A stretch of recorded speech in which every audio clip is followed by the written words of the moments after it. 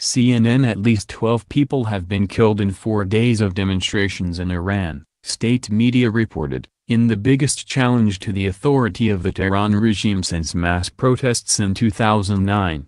The violence continued despite an appeal for calm by Iranian President Hassan Rouhani on Sunday. He played down the significance of the protests on Monday, as the country's leadership struggled to respond to the largely spontaneous uprisings.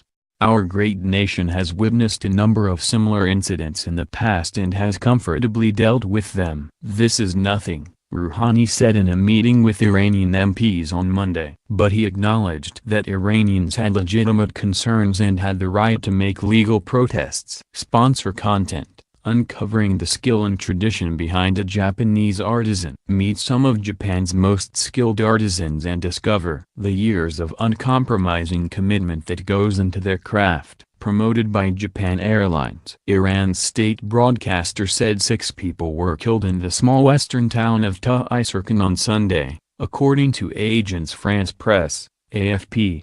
Also on Sunday, 2 were shot dead in the southwestern city of Is. The area's local member of parliament, Head Ayatollah Kademi, told the semi-official ILNA news agency. Kademi said he did not know whether the shots were fired by security officials or protesters. According to the report, Is is in the oil-rich southern province of Khuzestan, just south of the Lorestan province where 2 other Iranians were killed in protests on Saturday evening.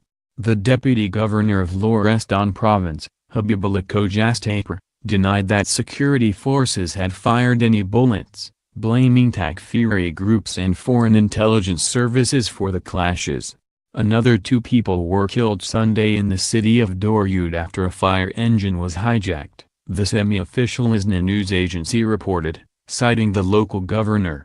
At the meeting with MPs on Monday, Rouhani acknowledged that Iranians had the right to protest legally. The space needs to open up for legal protest and criticism, he said. In a nod to the concerns fueling the protests, he added, "We have no bigger challenge than unemployment. Our economy requires major corrective surgery." Rouhani made similar remarks in a pre-recorded appeal for calm aired on state TV Sunday. Earlier, state-run media outlet IRIB reported that officials had temporarily restricted access to social media apps Instagram and Telegram, which have been used by Iranians to share news about the protests. Iran's Minister for Communications and Technology Azari Jawrami denounced the reports as rumors in a post on Twitter Monday.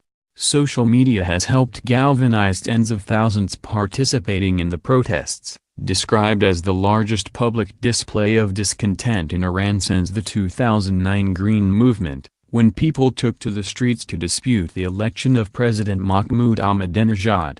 The recent unrest stemmed from discontent over rising food and fuel prices, but has boiled over into a nationwide outcry against the government. In a rare act of defiance, some protesters have even called for the resignation of Supreme Leader Ayatollah Khamenei. In some demonstrations, women cast off their hijabs, defying the country's strict Islamic dress code. The protests have provided an opening for Iranian women to push for equal rights, something they've been fighting for over decades. Video shared on social media captured Iranians chanting "We don't want an Islamic Republic and death to the dictator." CNN has not independently verified the authenticity of the footage, purportedly shot in the western city of Khorramabad. U.S. President Donald Trump voiced his support for the demonstrations in a series of tweets on Sunday. He posted, "The people are finally getting wise as to how their money and wealth is being stolen and squandered on terrorism. Looks like they will not take it any longer." The USA is watching very closely for human rights violations. Rouhani,